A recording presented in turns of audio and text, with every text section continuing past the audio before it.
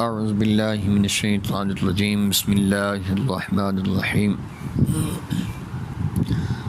تمام حضرات، جیسا کہ اللہ تعالی نے ہم سب کو آج چوتھا روزہ رکھنے کی توفیق عطا فرمائی ہے، تو اسی حوالے سے آج ہم چوتھے سپارے کے اہم مضامین پر گفتگو کریں گے۔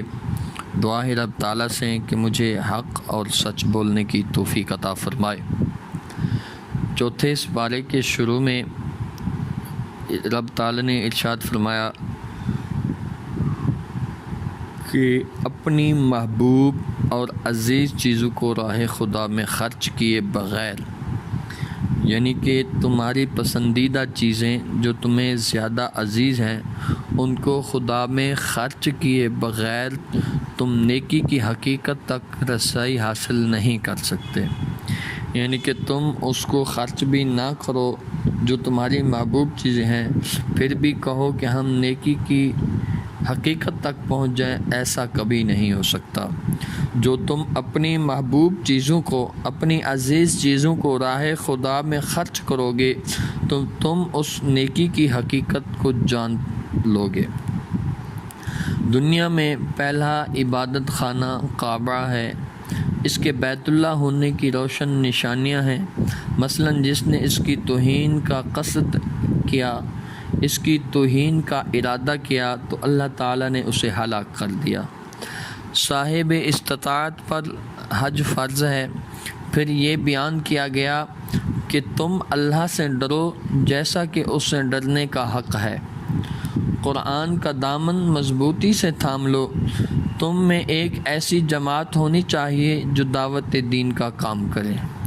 مسلمانوں کو آپس میں اتفاق رکھنے کا حکم دیا گیا۔ قیامت کے دن نیک لوگوں کے چہرے روشن ہونے اور برے لوگوں کے چہرے سیاہ ہونے کی خبر دی گئی ہے، یعنی کہ جن لوگوں کے نیکیاں زیادہ ہوں گی ان کے چہرے روشن ہوں گے، نورانیت ہوگی ان کے چہرے پہ، اور جو گنہگار لوگ ہوں گے، ان کے جو سود کھاتے ہوئے ہوں گے، جو بدکاریاں کرتے ہوئے ہوں گے، بروز قیامت والے دن ان کے چہرے سیاہ ہوں گے۔ ان کی بھی خبر اللہ تعالی نے قرآن پاک میں دے دی گئی۔ پھر یہ بیان کیا گیا کہ دعوت دین کی وجہ سے اس امت کو بہترین امت کہا گیا ہے۔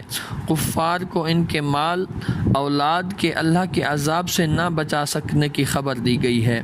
اللہ کی راہ میں خرچ کرنے کی ترغیب دی گئی ہے۔ مسلمانوں کو غیر مسلموں سے دوستانہ تعلق رکھنے اور راز کی باتیں بتانے سے بھی منع کیا گیا ہے۔ پھر غزوہ احد کا ذکر ہے جو شوال 3 ہجری میں پیش آیا۔ اس کا پس منظر مختصر سا میں یوں بیان کرتا ہوں کہ 2 ہجری جنگ بدر میں کفار کو شکست ہوئی، ان کے 70 افراد قتل ہوئے، 70 قیدی ہوئے۔ اس کا بدلہ لینے کے لیے انہوں نے ابو سفیان کی قید میں مدینہ پر حملہ کر دیا۔ مسلمانوں کی تعداد 1000 تھی، جس میں 300 منافق تھے، کفار کی تعداد 3000 تھی۔ مقابلہ کے وقت منافق بھاگ نکلے، مشرکین کو شکست ہوئی۔ 10 صحابہ کے علاوہ باقی سب مال غنیمت جمع کرنے میں مصروف ہو گئے۔ حضور علیہ السلام نے جہاں کھڑے رہنے کا حکم دیا تھا قائم نہ رہے تو حضور علیہ السلام کے حکم کی نافرمانی میں فتح شکست میں بدل گئی۔ 70 صحابہ کرام شہید ہو گئے۔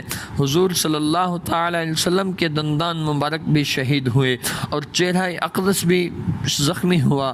اس کے بعد سود کی ممانعت کا ذکر ہے۔ اللہ اور اس کے رسول صلی اللہ تعالی علیہ وآلہ وسلم کی اطاعت کا بھی حکم ہے۔ متقین کی چند صفات بیان ہوئی۔ محض خوشحالی میں نہیں بلکہ تنگ دستی میں بھی اللہ کی راہ میں خرچ کرتے ہیں۔ نمبر 2، غصہ آ جانے کی صورت میں اس پر کنٹرول کرتے ہیں۔ نمبر 3، غلطی ہو جانے کی صورت میں فوراً توبہ کرتے ہیں۔ مسلمانوں کو یہ نوید سنائی گئی کہ اگر تمہارے اندر ایمانی قوت موجود رہی تو تم ہی غالب اور کامران رہو گے۔ پھر اس چیز کو بیان کیا گیا کہ رسولوں کی بعثت کا مقصود رسالت کی تبلیغ ہے، نہ کوئی اپنی قوم کے درمیان ہمیشہ موجود رہنا ہے۔ دوسری چیز یہ بیان کی گئی کہ ہر کسی کی موت کا وقت مقرر ہے۔ پھر اس کے بعد یہ حکم دیا گیا کہ کفار کی اطاعت نہ کرو، کیونکہ ان کی اطاعت کا نتیجہ یہ ہوگا کہ دین کا دامن ہاتھ سے چھوٹ جائے گا۔ دوسرا اس چیز کا بیان ہوا کہ اللہ نے ارشاد فرمایا ہے کہ ہم کافروں کے دلوں میں مومن کا رعب ڈال دیں گے۔ اس وقت دنیا کے سارے کفار مسلمانوں سے ڈرتے ہیں۔ اس کے بعد پھر یہ ارشاد فرمایا گیا جب کوئی مسلمان جہاد میں شہید ہو جاتا تو منافق مسلمانوں سے خواہی کے انداز میں کہتے کہ کاش یہ ہمارے بھائی جو جنگوں میں شہید ہوئے ہماری طرح گھروں میں آرام سے بیٹھے تھے تو نہ مرتے، آرام سے بیٹھتے تو نہ مرتے۔ تو اللہ نے ان مسلمانوں کو ہوشیار فرمایا کہ تم ان مکاروں کے فریب میں نہ آنا، موت حیات میرے قبضہ قدرت میں ہے، میں جسے چاہوں تو گھر میں روح قبض کر لوں اور چاہوں تو جنگ میں کر لوں، گولیوں کی بارش سے بھی بچا لوں۔ اس کے بعد اللہ نے اپنے محبوب سے فرمایا کہ جو مسلمان جنگ احد میں بھاگ گئے تھے وہ توبہ کریں، انہیں آپ معاف کر دیں اور میری بارگاہ میں سفارش کریں، میں ان سے راضی ہو جاؤں۔ اللہ نے گناہ گاروں کے گناہ بخشنے کے لیے حضور علیہ السلام کی دعا کو وسیلہ بنایا۔ حضور کو صحابہ سے مشورہ کرنے کا حکم دیا گیا تاکہ یہ سنت بھی بن جائے اور آئندہ امت اس سے نفع اٹھاتی رہے، اور یہ فرمایا گیا کہ شہید زندہ ہے، انہیں اللہ کے ہاں رزق بھی ملتا ہے۔ پھر یہ بیان کیا گیا کہ شہید زندہ ہے، انہیں اللہ کے ہاں رزق بھی ملتا ہے۔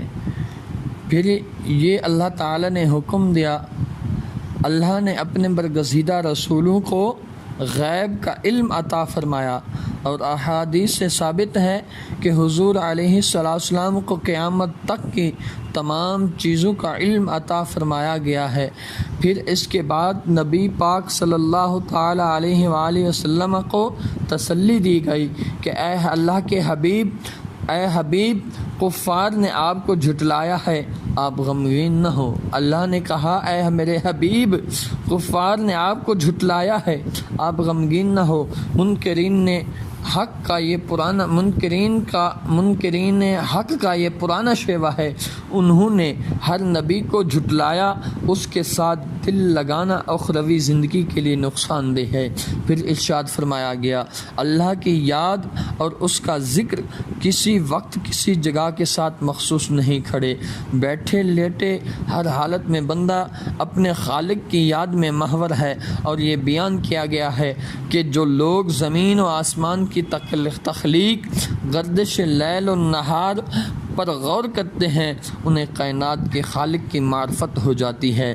پھر ارشاد فرمایا گیا رب کائنات نے یہ کائنات بے مقصد نہیں بنائی بلکہ اس سے مقصد بندوں کا امتحان ہے، جو کامیاب ہو گیا اس کے لیے جنت کی نعمتیں ہیں، جو ناکام ہوا اس کے لیے عذاب نار ہے۔ پھر ارشاد فرمایا گیا کہ نیکی کا اجر جو ایک مرد کو ملے گا وہ نیکی اگر ایک عورت کرے گی تو اس کو بھی وہی اجر ملے گا۔ 12واں رکوع سورۃ النساء سے شروع ہوتا ہے۔ نساء کے معنی ہے عورتیں، اس میں عورتوں کے مسائل کا تذکرہ ہے۔